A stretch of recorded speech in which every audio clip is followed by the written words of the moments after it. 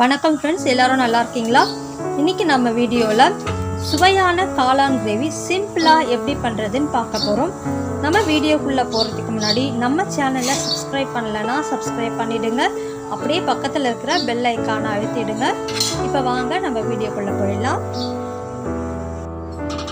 காளான் கிரேவிக்கு தேவையான பொருட்கள் என்னென்னு பார்த்துடலாம். காளான் நான் இந்த மாதிரி நறுக்கி வச்சுருக்கேன். 3 பெரிய வெங்காயம் நறுக்கி வச்சுருக்கேன். 2 பெரிய தக்காளி, 2 ஸ்பூன் இஞ்சி பூண்டு பேஸ்ட், தனி மிளகாய் தூள், தனியாத்தூள், மஞ்சள் தூள், சீரகம் 1 ஸ்பூன், கறி மசாலா பட்டை, கரம் மசாலா.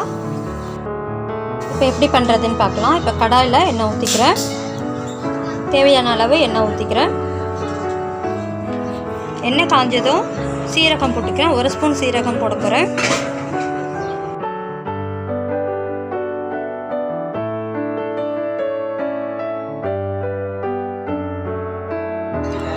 சீரகம் பொரிஞ்சதும் பட்டை லவங்கம் போட்டுக்கிறேன். அடுத்தது நறுக்கி வச்சிருக்கிற வெங்காயம் போட்டுக்கிறேன். வெங்காயம் நல்லா வதங்கணும். இதை வெங்காயத்தை நல்லா வதக்கிக்கலாம்.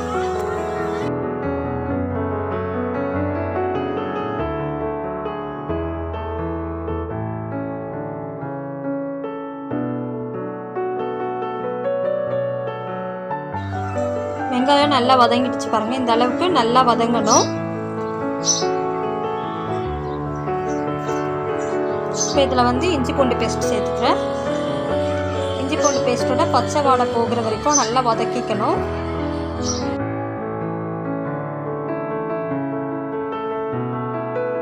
இப்போ இதில் தக்காளி சேர்த்துக்கிறேன். தக்காளி நல்லா வேகணும், நல்லா வதங்கணும்.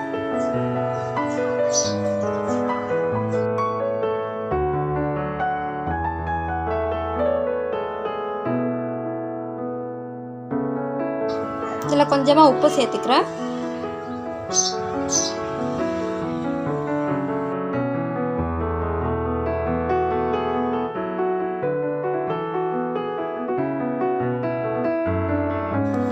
பாருங்கள், தக்காளி நல்லா வதங்கிடுச்சு. இப்போ இதில் மிளகாய்த்தூள், தனியாத்தூள், மஞ்சள் தூள் சேர்த்துக்கிறேன். மிளகாய்த்தூள், தனியாத்தூளும் ஒரு ஸ்பூன் சேர்த்துக்கிறேன். காரம் அதிகமாக வேண்டாங்கிறவங்க இன்னும் கூட தனியாத்தூள் சேர்த்துக்கலாம். இன்னும் 1 ஸ்பூன் அதிகமாக சேர்த்துக்கலாம்.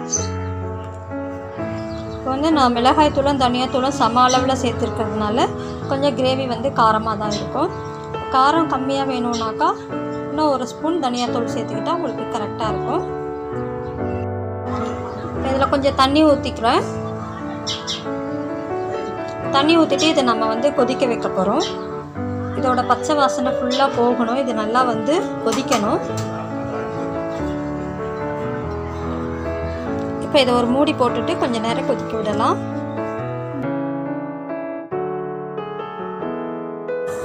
இந்த கிரேவி ரெடி ஆகிடுச்சு பாருங்கள். நல்லா எண்ணெய் பிரிஞ்சு நல்லா கொதிச்சிட்ருக்கு. இப்போ இதில் நம்ம நல்லா இதை கலரி விட்டுட்டு இப்போ நம்ம காளான இதில் சேர்த்துக்க போகிறோம்.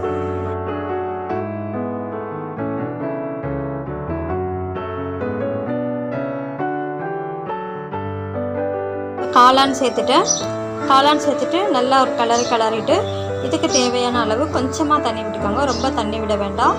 கொஞ்சமாக தண்ணி விட்டுட்டு மூடி போட்டு வேக விட்டுறணும்.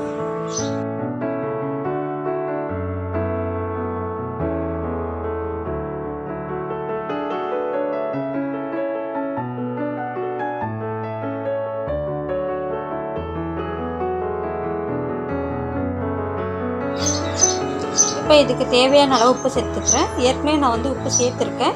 இப்போ கொஞ்சமாக சேர்த்துக்கிறேன். உப்பு பார்த்துட்டு சேர்த்துக்கோங்க.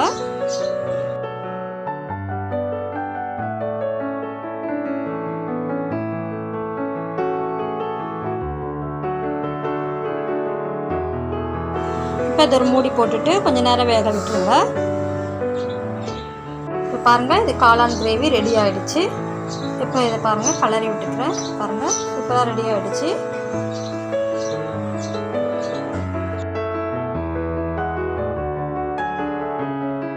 கடைசியாக கொத்தமல்லி இலை தூவிக்கிறேன்.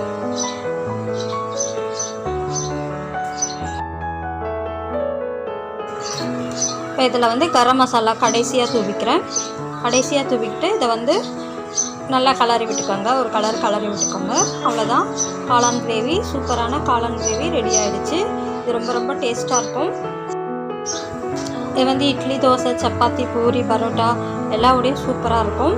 செஞ்சு பாருங்கள், ரொம்ப ரொம்ப நல்லாயிருக்கும். Simple method. இந்த வீடியோ உங்களுக்கு பிடிச்சிருந்தா லைக் பண்ணுங்கள், ஷேர் பண்ணுங்கள், கமெண்ட் பண்ணுங்கள். மறக்காமல் சப்ஸ்கிரைப் பண்ணிவிடுங்க. தேங்க்யூ.